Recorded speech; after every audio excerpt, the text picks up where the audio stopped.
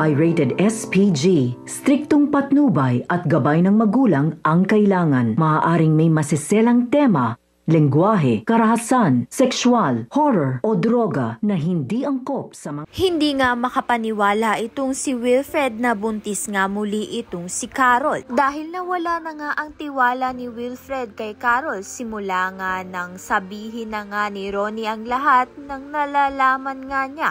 Nagawa na nga ni Wilfred na ilayo nga itong si Leah sa kanyang ina na si Carol. Kaya naman nga't gagawin nga rin ni Wilfred iyon sa magiging bagong anak nga nila ni Carol, na kapag nga nanganak itong si Carol ay kukunin nga agad nito ni Wilfred at ilalayo nga sa kanya.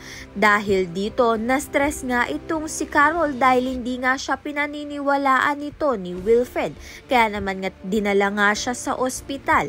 May posibilidad nga kayang makunan itong si Carol. Sa kabilang banda naman nga lalakas na nga ang panig nito ni Carol dahil nga may malakas ngang ebidensyang magpapatunay na inosente nga siya, na hindi nga siya ang tunay na pumaslang sa asawa ni Wilfred na si Joy. Kaya naman nga't yan at iba pa ang dapat nating pakaabangan. Maraming salamat sa iyong panonood.